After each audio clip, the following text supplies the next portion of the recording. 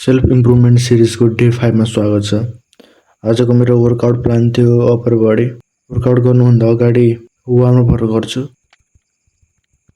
सुरुमा वेट नहालिकन म पुशअप गर्छु। डायमन्ड पुशअप, नर्मल पुशअप र भित्ता राखेर पुशअप गर्छु। र त्यसपछि थोरै वार्म अप भइसकेपछि म वेट राखेर त्यही वर्कआउटहरुलाई रिपिट गर्छु र यो निकै इफेक्टिभ थियो।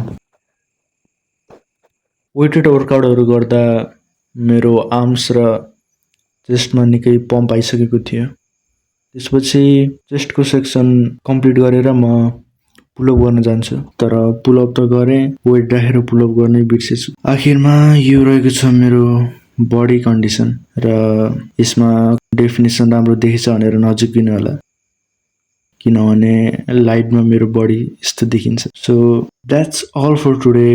C you tomorrow.